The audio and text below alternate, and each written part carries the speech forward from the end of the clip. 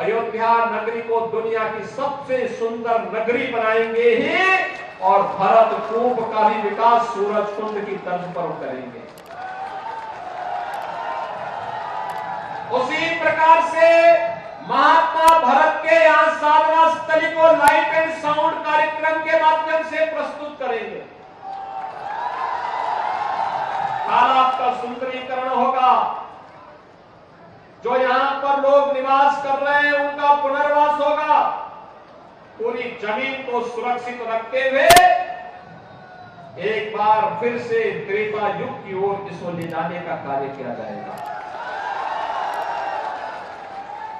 अभी थोड़ा प्रारंभिक रूप में अयोध्या में कार्य चल रहा है ना, तो बहुत सारे लोगों को परेशानी हो रही होगी आने जाने में। लेकिन भाइयों बहनों, किसी बड़े लक्ष्य को प्राप्त करने के लिए प्रारंभिक कठिनाई और चुनौती को तो झेलना ही पड़ता है। आप देखना अगले 4 महीने 6 महीने के अंदर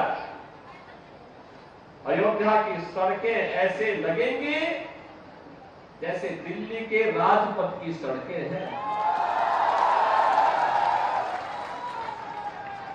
और उसका नाम हमने रामपथ ही रखा है, प्रभु श्री राम के नाम पर रामपथ। और हनुमानगढ़ी के पीछे से सुग्रीव किला के पास से राम जन्मभूमि के लिए, श्री राम जन्मभूमि के लिए जो मार्ग जा रहा है, भक्ति पथ के रूप में फर्स्ट क्लास मार्ग बनने जा रहा है।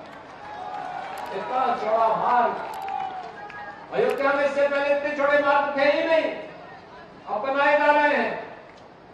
और भाइयों बहनों, अगर अयोध्या के इन सभी कार्यों को पंचकोसी, 14 कोसी, 84 कोसी, एक नया बाईपास, रिंग रोड, अन्य सभी कार्यों को देखेंगे। फ्लाईओवर बन रहे हैं, नए नए तरीके से घाटों का निर्माण हो रहा है, चिकित्सालयों का निर्माण हो रहा है, शिक्षा के केंद्रों के विकास के कार्यक्रम को आगे बढ़ाया जा रहा है। इन सभी कार्यों को हम देखेंगे तो आज के दिन पर अकेले अयोध्या के अंदर 32,000 करोड़ रुपए की परियोजनाओं के कार्य प्रारंभ हो रहे हैं। 32,000 करोड़ रुपए की।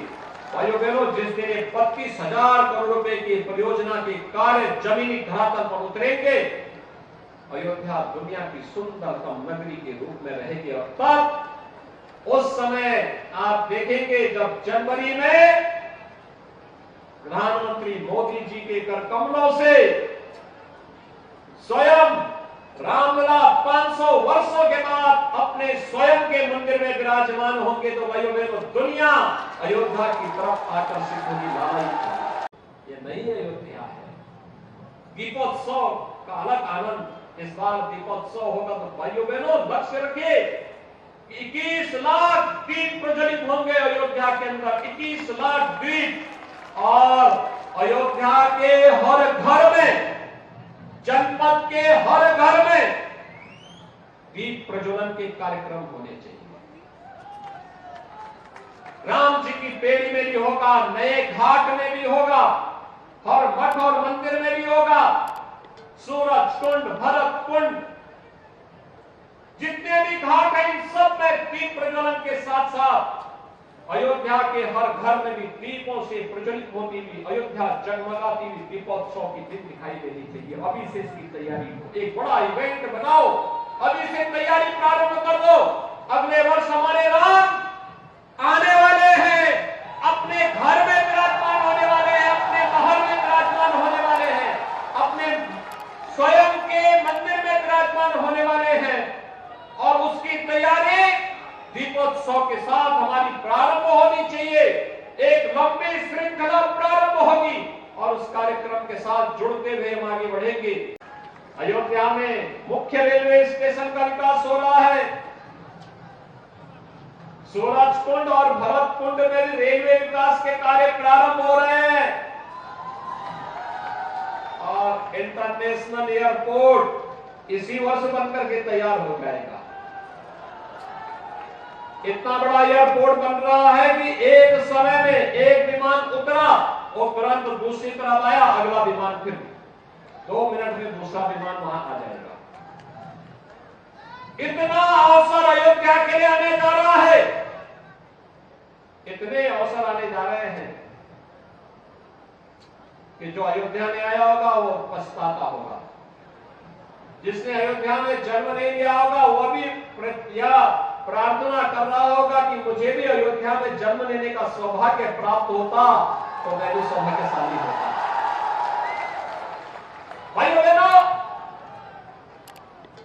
राम के बगैर हमारा जीवन अधूरा माना जाता है।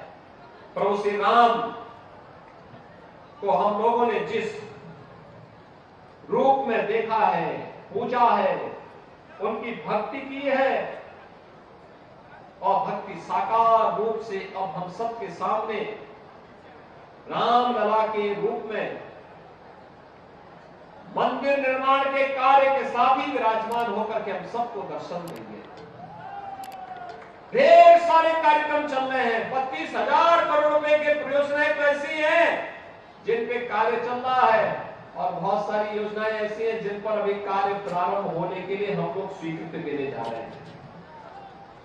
इतने बड़े परियोजनाएं देश के अंदर किसी और एक नगर में, एक जनपद में नहीं चल रही होगी।